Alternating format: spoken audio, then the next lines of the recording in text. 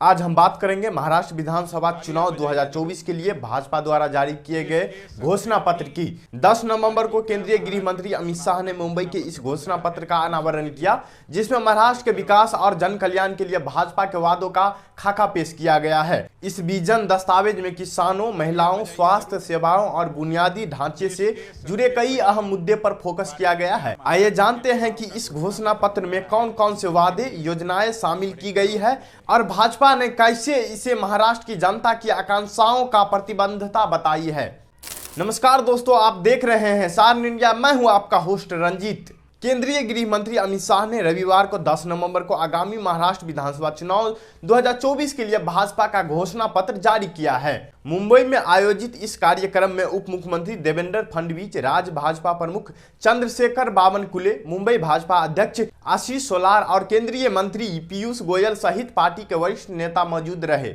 घोषणा पत्र बनाने वाली समिति के अध्यक्ष वरिष्ठ भाजपा मंत्री सुधीर मुनगंटीवार ने महाराष्ट्र के विकास के लिए पार्टी की प्रतिबद्धता पर जोर दिया तथा वर्तमान महायुति सरकार की उपलब्धियों पर प्रकाश डाला। मुनगंटीवार ने कहा, यह घोषणा पत्र महाराष्ट्र के लोगों को समर्पित है। हमारे नेतृत्व में राज्य के सकल घरेलू उत्पाद डीएसपी में उल्लेखनीय वृद्धि देखी गई है।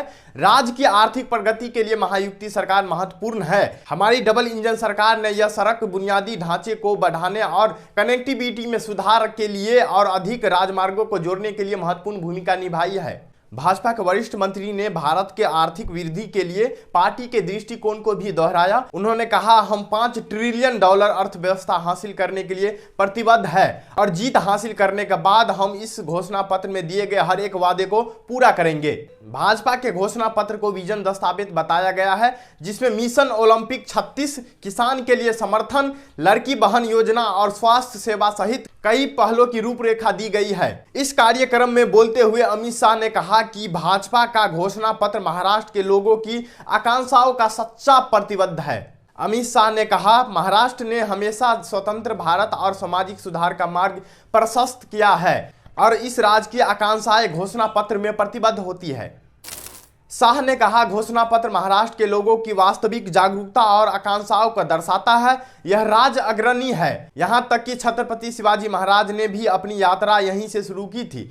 यह घोषणा पत्र महाराष्ट्र की भावना को दर्शाता है। उन्होंने किसान के सम्मान और महिलाओं के सशक्त बनाने पर जोर दिया ताकि उनमें गर्व की भावना पैदा हो। उन्होंने विभिन्न पहलों को मध्य सुरक्षित महाराष्ट्र सुनिश्चित करने के लिए सरकार की प्रतिबद्धता को रेखांकित किया है। शाह ने दोहराया, भाजपा का असली मुकाबला एमबीए महाविकास आघाड़ी गठबंधन से है। हमारा मुकाबला अघाड़ी से है। उद्धव ठाकरे से एक सवाल में शाह ने चुनौती दी, क्या वह राहुल गांधी को वीर सावरकर के बारे में सकारात्मक बात करने के लिए मना सकते हैं या किसी कांग्रेस नेता को बाला साहेब ठाकरे के बारे में कुछ सराहनीय कहने के लिए राजी कर सकते हैं? उद्धव ठाकरे जी को पूछना चाहता हूं, क्या वो कांग्रेस के नेता राहुल गांधी को इतनी विनती कर सकते हैं कि वीर सावरकर के लिए 2 अच्छे शब्द बोल दे? क्या कांग्रेस का कोई नेता सम्माननीय बाला साहब ठाकरे के सम्मान में 2 वाक्य अच्छे बोल सकता है क्या? घोषणा पत्र लॉन्च कार्यक्रम के दौरान उप मुख्यमंत्री देवेंद्र फडणवीस ने कहा, विकास भारत का विजन महाराष्ट्र के लिए हमारा रोड मैप भी है। हमने भाजपा की उपलब्धियों और चल रही परियोजनाओं का रिपोर्ट कार्ड तैयार किया है और हमें पूरा भरोसा है कि महाराष्ट्र के लोग भाजपा और महायुति गठबंधन पर भरोसा करते हैं। हमने जिस 25 प्रमुख वादों पर प्रकाश डाला है, उनमें लड़की बहन योजना और कृषि ऋण माफी शामिल है। फडणवीस ने कहा, भावांतर योजना किसानों को बेहतर कीमत पर इनपुट खरीदने में सक्षम बनाएगी और आदर्श आचार संहिता समाप्त होने के बाद किसानों के खाते में सीधे धनराशि हस्तांतरित की जाएगी। इसके अतिरिक्त हम जीवन रक्षक दवाओं और चिकित्सा उपकरणों की कीमत को विनियमित करने के लिए हस्तक्षेप करेंगे ताकि वे किफायती हो। हमारी पहल से 25 लाख लोगों के लिए रोजगार भी पैदा होगा।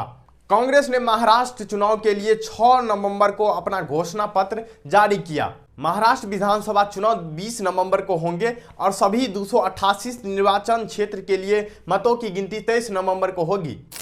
तो ये था महाराष्ट्र विधानसभा चुनाव 2024 के लिए भाजपा का घोषणा पत्र, जिसमें विकास, रोजगार, कृषि, स्वास्थ्य और महिला सशक्तिकरण जैसी महत्वपूर्ण प्राथमिकताओं पर जोर दिया गया है। भाजपा ने इसे महाराष्ट्र की जनता की उम्मीदों और राज्य के गौरव को समर्पित दस्तावेज बताया है।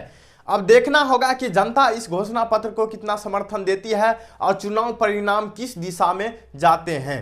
चुनाव 20 नवंबर को होंगे और 23 नवंबर को मतगणना के साथ इसका भविष्य तय होगा। बीजेपी के इस घोषणा पत्र पर आपकी राय क्या है, कमेंट में जरूर बताएं और इस वीडियो को लाइक करें, चैनल को सब्सक्राइब करें। धन्यवाद, जुड़े रहिए हमारे साथ चुनाव से जुड़े हर अपडेट के लिए। जय हिंद।